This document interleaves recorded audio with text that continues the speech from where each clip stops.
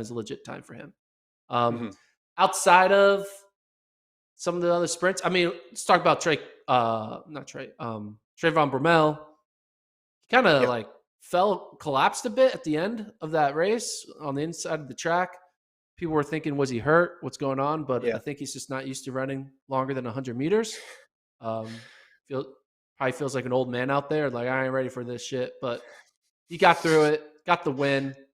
Wasn't going to be fast. It makes sense. These pros never running 200s fast. The only people who run fast 200s are college kids in their like peak, trying to Yeah. set new PBs.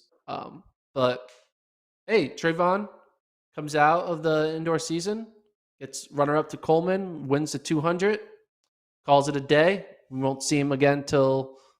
April, but it was a good run. Mhm. Anytime Bromell wins a 200 or anytime Noah Lyles runs fast in a 60, I think it's a bonus for both those guys because they're going Yeah. away from their preferred distance. So you take any sort of positive result. Yeah, I guess Bromell was just tired from that 200. Lyles, his post race interview was really interesting. If you watch it, he talks about how him and his coach they've studied the starts from Bromell and Coleman. They're putting a big emphasis on the start here, basically saying, hey, I'm tired of running from behind. If I can mitigate that gap a little bit in those first couple meters, I'm confident in my top end speed. A lot of times, pros, and maybe they just do this when they're giving interviews, and then when they actually talk to their coach, they're a little bit more self reflective. But a lot of times, they just kind of double down of like, no, this is what I'm good at. I can still win without a good start. Don't question my start.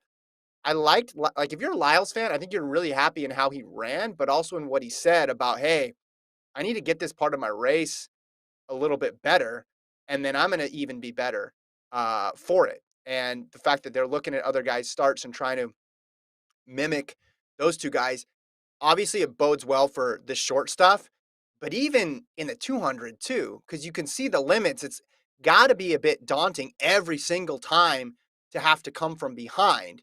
And with the 200 being really good now and him not being a shoe-in, so I'm losing in Tokyo, but with DeGrasse, with Bednarik, with Curley, with Arian Knighton, et cetera, et cetera, et cetera, making the U.S. team is tough and winning gold is going to be tough. So I think this was a good sign for Lyles. Gets a PB, runs 6:56. I know it's a 60, but I like that he's addressing a part of his race that was a weakness for him and taking indoors seriously. Yeah. I mean, anytime Noah Lyles PBs in the 60, you're thinking, you get like, Yeah, yeah, like yeah. fear from the competitors and watch out for outdoor because every Yeah. 100th of a second that Noah Lyles runs fast in indoors is going to be multiplied 3 times, 4 times in his outdoor 200. We Yeah. saw him run 19.5. We know there's that next level, the bolt level when you go to 19.4s, 19.3s. And Yeah. maybe this is going to be his peak year and he becomes that 19.4, 19.3 guy. Yeah. We haven't seen it since Bolt and Johnson, but maybe Noah Lyles, the pandemic kind of took a little side turn on his trajectory, and now he's back on track after getting the loss in 2021. And Yeah.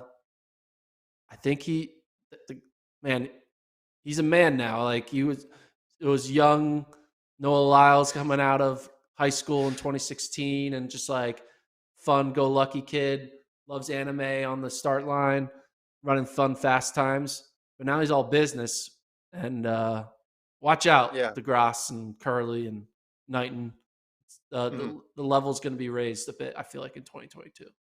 Yeah, get back to where he was. I mean, remember pre last year, he was incredible again. His season just had a little bit of like a weird rhythm to it where it was on and off and trials got through, but then didn't have enough at the Olympics.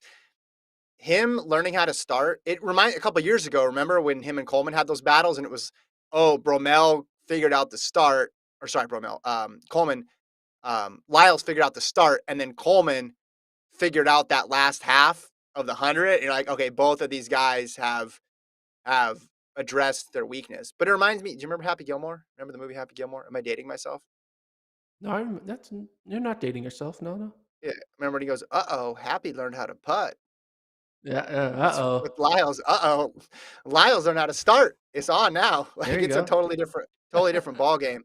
So, again, the field wasn't as good as Milrose. No one's gonna say that, but he ran faster and the start and that first part of the race looked better. So, I think if you're a Noah Lyles fan, you're waking up happy on Monday that he got the win. And, other